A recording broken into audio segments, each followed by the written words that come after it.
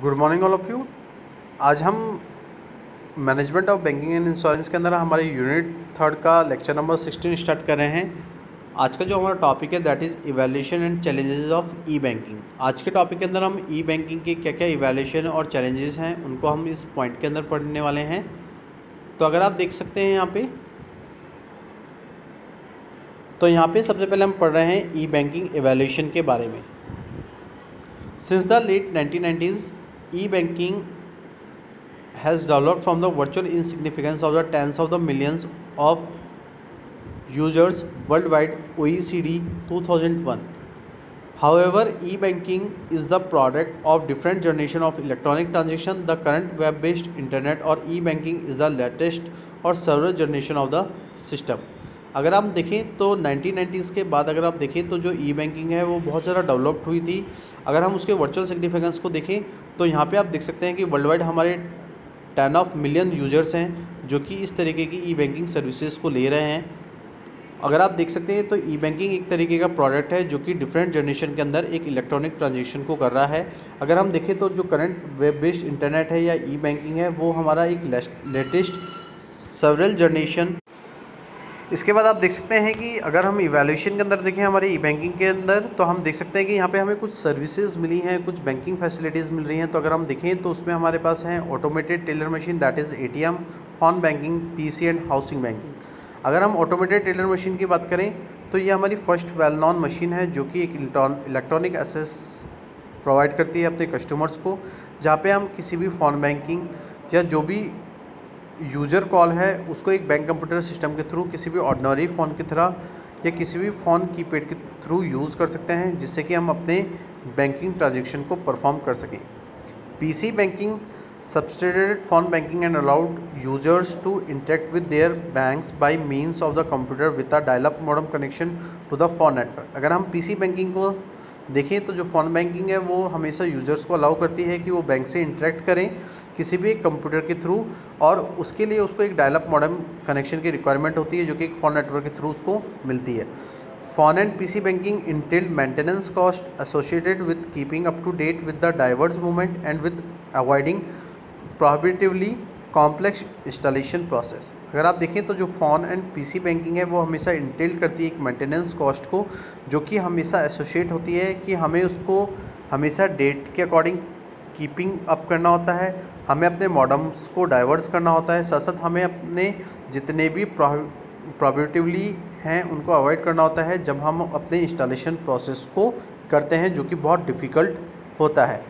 After दो generation Dutch bank launch the first internet banking project in the Latin America in 1996 and the Citibank has developed a special e-toolkit across all its branches worldwide UNCATAD 2002। अगर हम देखें तो कुछ generation के बाद आपने देखा कि जो डच बैंक है उसने एक लॉन्च किया था फर्स्ट इंटरनेट बैंकिंग प्रोजेक्ट को लैटिन अमेरिका के अंदर 1996 के अंदर, और सिटी बैंक ने डेवलप किया था एक स्पेशल ई टूलकिट जो कि वर्ल्ड वाइड जितने भी ब्रांचेज हैं उसके अंदर किया गया। E-banking uses the web browser or the user interface the internet for the data transfer and download of software and so as a potential for reducing the maintenance cost। अगर आप देखें तो जो ई बैंकिंग है वो हमेशा use की जाती है एक वेब ब्राउज़र के थ्रू जहाँ पे यूज़र उसको इंटरफेस करता है और अपने डाटा को ट्रांसफ़र करता है किसी इंटरनेट के थ्रू, और यहाँ पे हमें कोई सॉफ्टवेयर को डाउनलोड करना होता है जिससे कि हम अपने मेंटेनेंस कॉस्ट को रिड्यूस कर सकें। For users e banking provide current information 24 hour day access to the banking service. अगर आप देखें तो जो ई बैंकिंग है वो हमेशा प्रोवाइड करती है करंट इन्फॉर्मेशन को जिसको आप अपने बैंकिंग सर्विसेज के अंदर 24 आवर अ डे एक्सेस कर सकते हैं। The primary services provided by the e bank are transferring money among one on accounts, paying bills and checking account balance. अगर हम अपने प्राइमरी सर्विसेज को देखें जो कि ई बैंक्स प्रोवाइड कर रही हैं तो हम अपनी मनी को ट्रांसफ़र कर सकते हैं from one account to another account, हम अपने बिल्स को ईजिली पे कर सकते हैं, हम अपने अकाउंट बैलेंस को ईजिली चेक कर सकते हैं। Loans, brokering, share trading, service bundling and the host of their financial service are being added to this primary services. अगर आप देखें तो जैसे लोन हो गया, ब्रोकरेजिंग हो गई, ब्रोकरिंग हो गई, शेयर ट्रेडिंग हो गई, सर्विस बंडलिंग हो गई, या कोई भी फाइनेंशियल सर्विसेज के होस्ट हो गए, इन सबको हम अपनी प्राइमरी सर्विसेज के अंदर ऐड कर रहे हैं जो कि हमारी ई बैंकिंग की भी सर्विसेज हैं।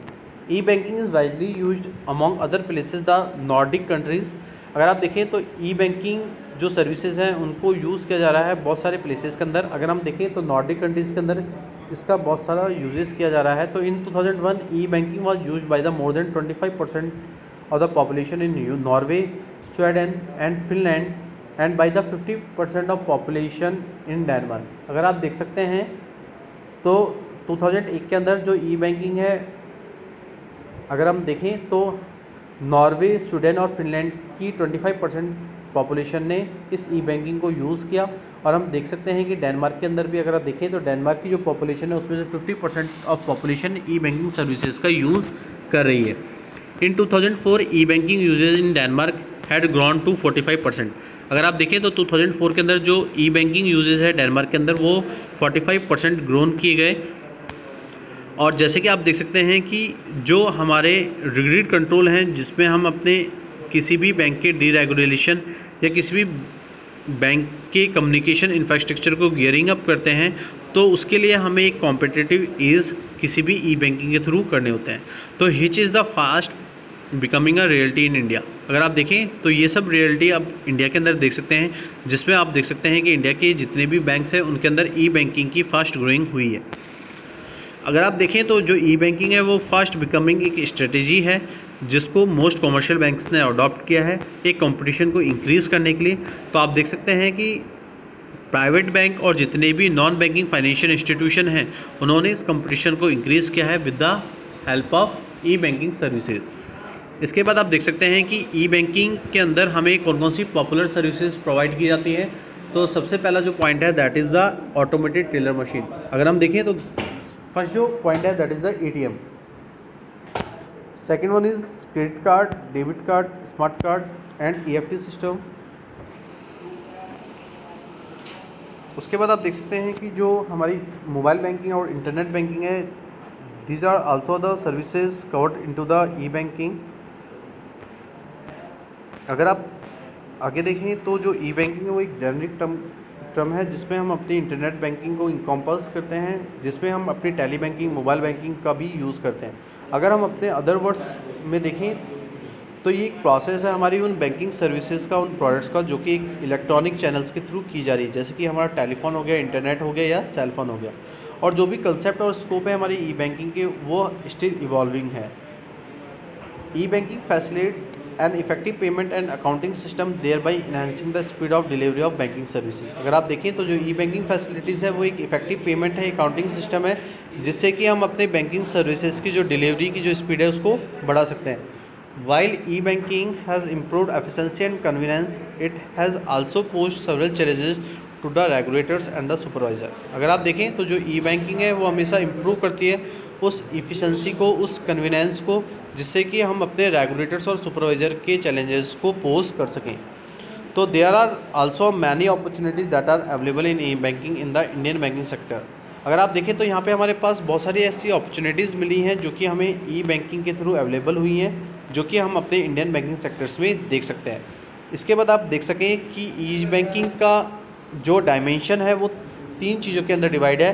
पहला है customer to customer E banking, दूसरा है bankers to bank E banking और लास्ट है इलेक्ट्रॉनिक कंट्रोल बैंकिंग। अगर आप देखें तो ये हमारे 3 डायमेंशन हैं किसी भी ई बैंकिंग के।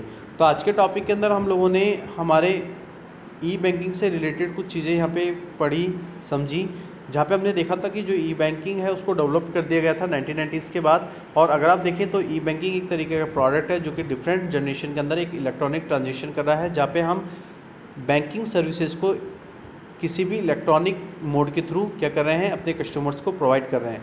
अगर आप देखें तो हम ई बैंकिंग के थ्रू जो भी करंट इन्फॉर्मेशन है बैंकिंग सर्विसेज से रिलेटेड उसको 24 आवर्स अ डे एसेस कर सकते हैं।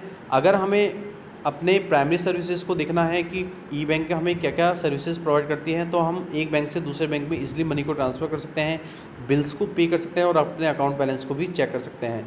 साथ साथ आप देखेंगे कि आज के टाइम में हमारी प्राइमरी सर्विसेज के साथ साथ कुछ एडिशनल सर्विसेज भी ऐड की गई हैं, जैसे लॉन्स हो गए, ब्रोकरिंग हो गई, शेयर ट्रेडिंग हो गई, सर्विस बंडलिंग हो गई, या जो भी होस्ट है हमारे अदर फाइनेंशियल सर्विसेज का, उसको भी हमने अपने बैंकिंग सर्विसेज के अंदर ऐड किया है। अगर आप देख सकें तो जो ई बैंकिंग के जो यूज़र्स हैं, आपने देखा कि हर एक कंट्री के अंदर वो हर एक ईयर के अंदर इंक्रीज़ होने लगे, तो ओवरऑल जो ग्रोथ है हमारे ई बैंकिंग सर्विसेज की वो डे बाय डे इंक्रीज़ होने लगी। इसके बाद आप देख सकते हैं कि ई बैंकिंग के अंदर हम कौन कौन सी सर्विसेज को कवर कर रहे हैं। तो हमने वहाँ पे पढ़ा था कि automated teller machine that is ATM, credit card, debit card, smart card, electronic fund transfer system, check transaction payment system, mobile banking and net banking and telephone banking. इसके बाद हमने देखा था कि ई बैंकिंग के क्या क्या डायमेंशंस हैं। तो हमने देखा था कि customer to customer E banking है, banker to bank E banking है और इलेक्ट्रॉनिक कंट्रोल बैंकिंग है। तो आज का जो हमारा टॉपिक है यहाँ पे कंप्लीट होता है। आज के लिए इतना ही। Thank you so much and have a nice day.